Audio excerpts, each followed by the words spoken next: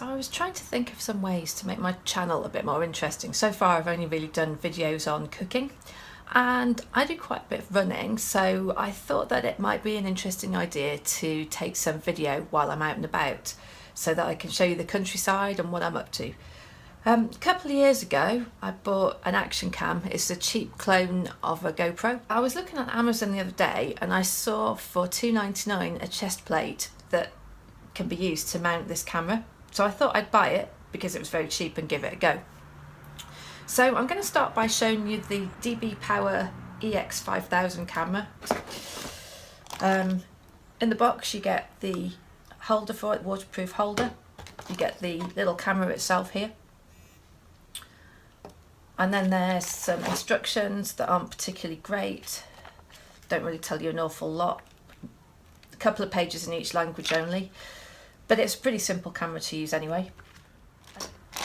And then various other bits and pieces to mount the camera. A spare battery. Cable for connecting this to charge it, either to your laptop or to a USB socket. You don't get an SD card included with it, so I had to buy that extra.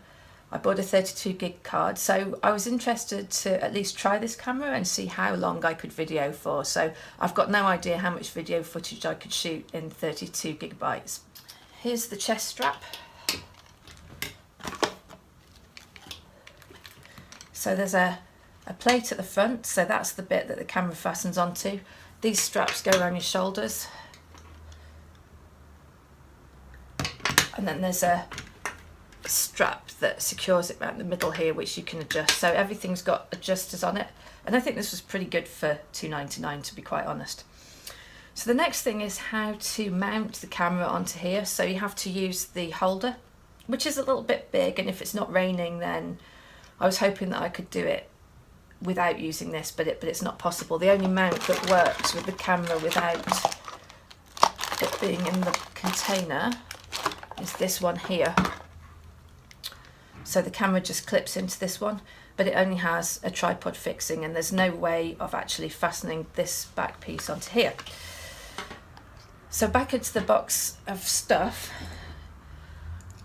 one of the items that you have here is this J-shaped fixing, and this can just clip into the holder here. So you basically slide this in from the top. That clips in, and then you can attach the camera mount here, and then you screw it in.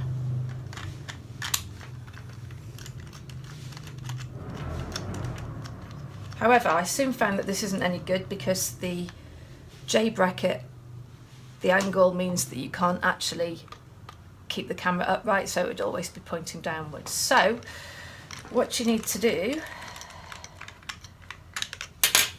is to take the second bracket, which will fasten into here, and then it gives you a bit of extra depth so that you can attach the camera.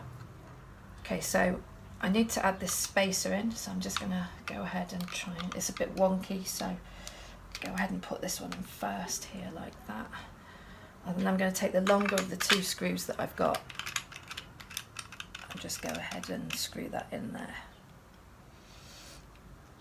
It's then possible to move the angle of this, and then I can go ahead and put that into the main fixing here. So when we're done, you've got 2 points of adjustment on here. So now I'm going to go ahead and put the camera in. Just undo that there.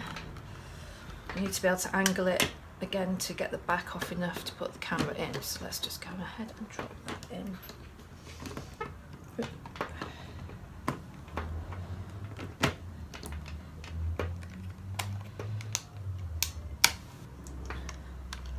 So there we are, all set up. Need to tighten these up some more, especially that one. And we're pretty much ready to go.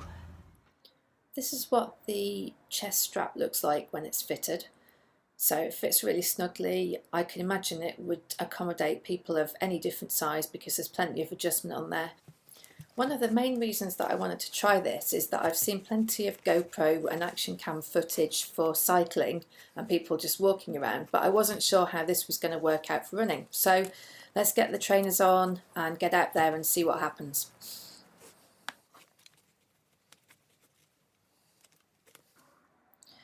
I used my Garmin Forerunner 235 GPS watch to track the route that I did. I covered about 7.5 kilometres in roughly 45 minutes and I videoed the whole run. So I was quite interested to see how much space that would take up on the SD card. I was actually expecting that it wouldn't record the whole trip, but it did, and it took about 8.6 gigabytes of space. The camera also chunked the files up into manageable sizes of between 300 and 350 megabytes.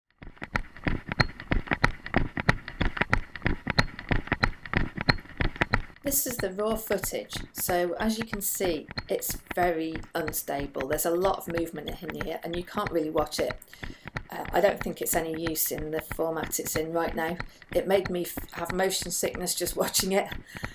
And as you can see, I either didn't have the harness fitted straight, either that or I run really wonky, and you can see my left hand in the picture most of the time but not my right hand. So I think I probably didn't have the thing in the middle, or it was pointing slightly in the left direction, but even so it's quite annoying seeing that hand coming up and down all the time.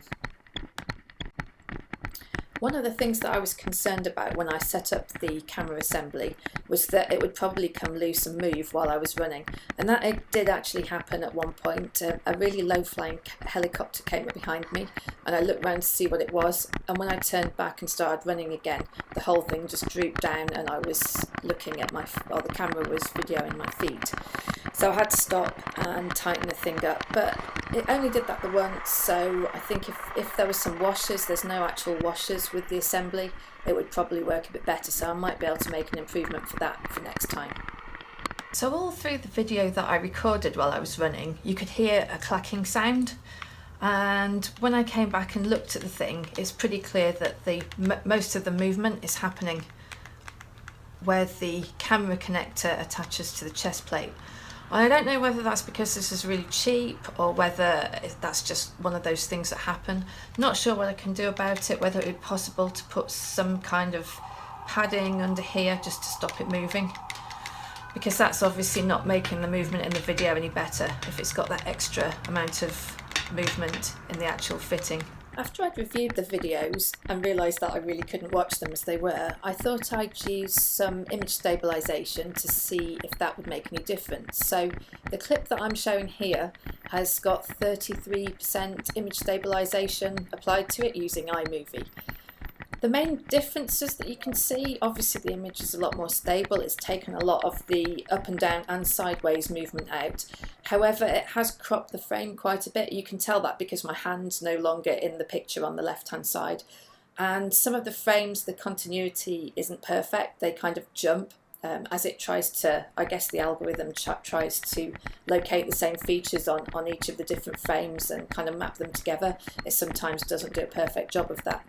So I think the only way you'd be able to use this would be then to review all the stabilised footage. I may try and experiment with some different levels of stabilisation and see what that effect has.